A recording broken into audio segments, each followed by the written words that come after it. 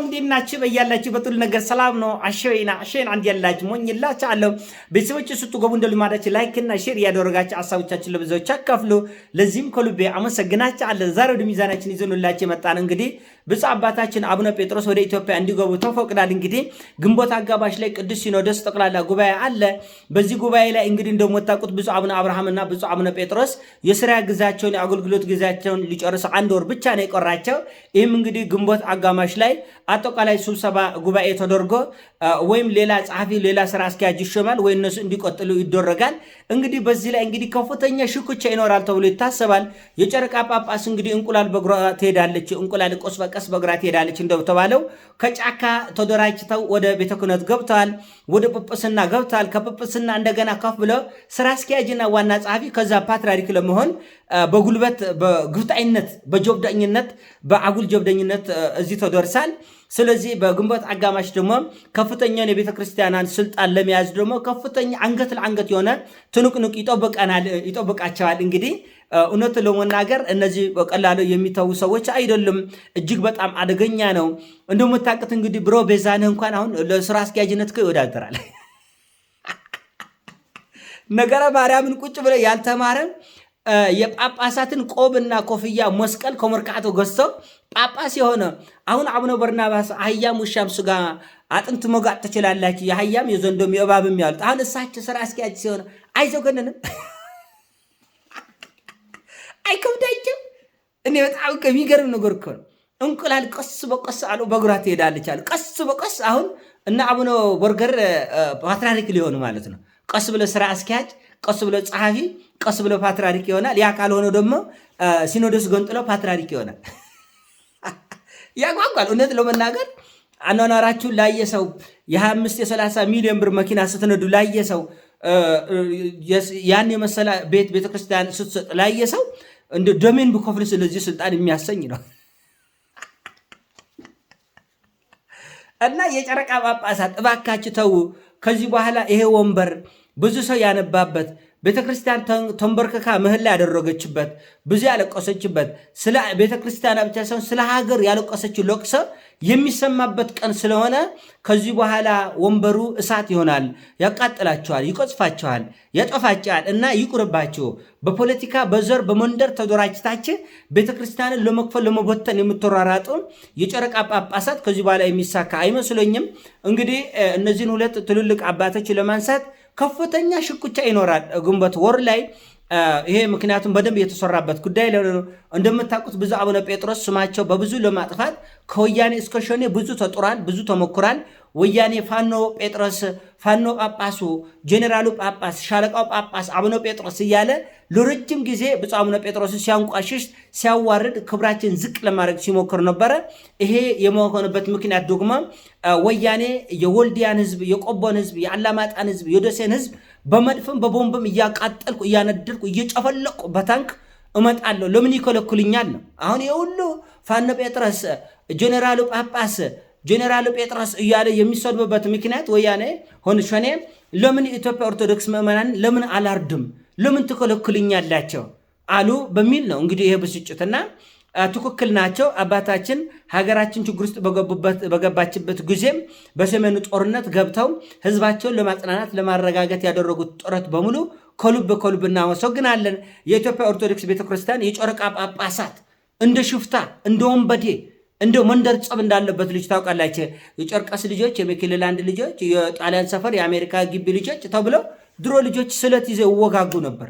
እንደዛ አድመኝነት ጫካ ተደራጅተው ወጥተው ቤተክርስቲያንን ግልብጥብጣ ሲያወጡ ምዕመናኖቿን ሲያጨፋጭፉ የነበሩት ነውጠኛ ጳጳሳት ዛሬ ስራ አስኪያጅ ለመሆን ነው። ይሄ ሁሉ ግብግብ ስልጣን ለመያዝ ነው። ይሄ ሁሉ ግብግብ ቤተክርስቲያንን በምንፍቅና ለማስወረር፣ ይሄ ሁሉ ግብግብ የዘር ፖለቲካ ቤተክርስቲያን ለማብካት ነው። ግን አትችሉም። መለስ ዜናዊና አቡነ ጳውሎስን በአንድ ሳምንት ልዩነት ከቤተ ክህነትም ከቤተ መንግስትም ያነሳ እግዚአብሔር ነው። ዛሬም ያ እግዚአብሔር አለ የሌለ እንዳይመስላችሁ። እኔ ልጄ መለስ ዜናዊ እስካለ ድረስ እኖራለሁ ከሌለም የለም ያሉት እኮ ናቸው አቡነ ጳውሎስ። በአደባባይ ህዝብ እየሰማቸው በመለስ ይኮሩ ነበረ። እንግዲህ የኮሩበት የተማመኑበት መለስ ዜናዊ አፈር ገብታል ምን ይሻሎታል ብሎ እግዚአብሔር እሳቸውንም ጠረገ። ይጦርጋቸዋል። ከዚህ በኋላ በቤተ ክርስቲያና ላይ ማላገጥ አትችሉ። ከዚህ በኋላ ህዝብ ማስታረቅ፣ ማግባባት፣ ማቆራረብ ሲገባቸው ህዝብን ለማጣላት ህዝብን ለማጋጨት የትኛው ጳጳስ ነው በትግሬና በአማራ ህዝብ መካከል ያለው ጥላቻ ያለው ጾብ ይቅር እናስታቅ ብሎ የሰበከ ያስተማረ መስቀል ይዞ የዳኝ የትኛው አባት ነው? እሱ ይንገረኝ። የትኛው እውነት የሚገባው ስራ ተሰርቷል? በቅዱስ ሲኖዶስ ላይ ነውጠኞች፣ አመፀኞች በብሔር እየተደራጁ ቤተክርስቲያናን አላበላሽም። የጨረቃ ጳጳስ እኮ በሙሉ በኦሮሚያ ያለውን መዋቅር እኮ አበላሽቶታል። ከዚህ በኋላ በቀላሉ የሚስተካከል እንዳይመስላቸው ምን እየተሰራ እንደሆነ እኛ እናውቃለን። ግማሹ ቦታ ላይ መናፍቅ ነው የገባው። የወረዳ ቤተ ክህነት አስተዳዳሪዎች ምንድነው እየተሰራ ያለው? ባለፈው ቅዱስ ሲኖዶስ ብሮ በዛብህ በተለምዶ አቡነ ገብርኤል ተብለው የሚጠሩት ግለሰብ እንዳይወጡ በመኖሪያ ቤታቸው በጾም በጸሎት ይቆዩ አይደለም የተባለው። በመኖሪያ ቤታቸው በጾም በጸሎት ይቆዩት የተባሉት አባት ይሄ በኦሮሞነታቸው ነው የታሰሩት አላለም? የሸዋ ሀገረ ስብከት ስራ አስኪያጁ። ይሄ ምንድነው? ነውጥ አይደለም? ይሄ ምንድነው? ሁከት አይደለም? የዘር ፖለቲካ ኢትዮጵያ ኦርቶዶክስ ቤተክርስቲያን ተክላችሁ ቤተክርስቲያንን ለማፍራስ የምትፈልጉ ሰዎች በምለው ቅድስት ሥላሴ በዙፋን ያለ ያፍርሳችሁ ደግሞ ትፈርሳላችሁ። አቡነ አረጋዊ ለዚህ መሰከሩ ሞለ ዜናዊና አቡነ ጳውሎስ ናቸው። ከቤተ ክህነትም ከቤተ መንግስትም በአንድ ቀን ነው ነቅሎ ይጣለ። በአንድ ቀን በአንድ ሳምንት ልዩነት። ስለዚህ እየተናበባችሁ ቤተክርስቲያንን ጫካ ያለውም ከተማ ያለውም እየተደራቸው በውስጥም ያላቸው በውጭም ያላቸው ቤተክርስቲያንን ለማስጨነቅ ለማፍረስ ለመከፋፈል የምትሞክሩ አይሳካም። ይሄ ጉዳይ በእርግጠኝነት አይደለም ነው፣ አይሳካም ይሄ ጉዳይ እና መታረም አለበት። እንዲህ ያለ አካሄድ፣ እንዲህ ያለ ውድቀት፣ እንዲህ ያለ አመጽ፣ ማስታረቅ ሲገባችሁ ማጣላት፣ ሰላም ሲገባችሁ ሁከት የምትፈጥሩ፣ ማቀራረብ ሲገባችሁ ማራራቅ የምትፈጥሩ። ያው እንደምታውቁት የትግራይ ሲኖዶስ አመጹን ቀጥላል። አሁንም ባለክላሽ ሲኖዶስ ነው። አሁንም ባለመትረየስ ሲኖዶስ ነው። የትግራይ ሲኖዶስ ብሎ እንዳይመስላችሁ ራያ ዙሪያ መሬቱን ህወሓት ሲይዘው እኮ በክላሽ ነው፣ በስናይፐር እኮ ነው እየተቀደሰ የነበረው። በስናይፐር ሙመኑን አባረው፣ ካህኑን አባረው። እንዲህ ያለ ነውጥኛ አንፈልግም። ትነቀላላችሁ። እግዚአብሔር ከቤቱ የሚነቅላችሁበት ቀን ሩቅ አይደለም። ስለምንተማመን ነው በምናመልከው አምላክ እንተማመናለን። ከውስጡም ከውጭም ቤተክርስቲያን ያለው ባስጭንቅ የምትሞክሩት በምለው ቀናቸው አብቅቷል። ዘር ምን አባታችን ልትሰሩ ቤተክርስቲያን ይዟችሁ መጣቸው። እኛ ዘር የለንም። ዓለም ሁሉ በክርስቶስ አንድ ነው። ዓለም ሁሉ በሃይማኖታችን በመንፈሳዊ መንገድ አንድ ነው። ሁሉም ህዝብ ሙስሊም፣ አረብም ተገኘ፣ አዲስ አበባም ተገኘ፣ ሱዳንም ተገኘ፣ ሙስሊም አንድ ነው። የሃይማኖቱ መንገድ በግድ አንድ ያደርጋቸዋል። ኦርቶዶክሳውያን ዘር የለንም፣ ሃይማኖት የለ፣ ሰፈር የለንም፣ ሃይማኖት አለን ወይ ስቸክል ሃይማኖት ጮመርክበት እና ኦርቶዶክሳውያን አንድ አባት ነው ያለን፣ አንድ አዳም በስጋ አንድ አዳም በመንፈስ አንድ እግዚአብሔር አባታችን ነው። ለዚህ አባታችን ነው ብለን እንጸልያለን።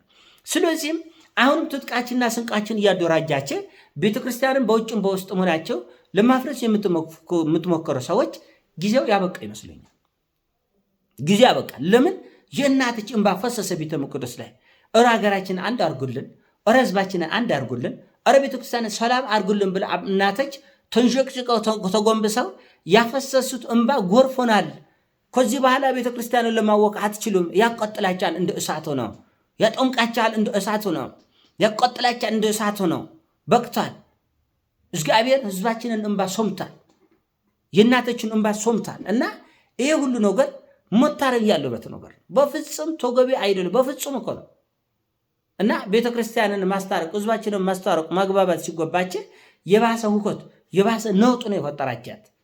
ይሄ ነውጥ ደግሞ አይቀጥሉም እንዳልካቸው አሁን የተጣለ ማስታረቅ፣ የተራራቀውን ማቆራረብ፣ ያኮረፈውን ያዘነን አንገት የደፋን ማጽናናት የሚገባቸው ጊዜ እናንተ አዲስ ሁከት እና ነውጥ ፈጥራቻል። ይሄ ደግሞ ትክክል አይደለም።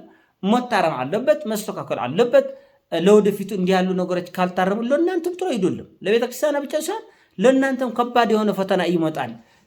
አባቶች ማወቅ አለባቸው። የእግዚአብሔር ዝምታ የለም ማለት አይደለም። እግዚአብሔር አለ። ዓይንን የፈጠረ አምላክ አያይምን?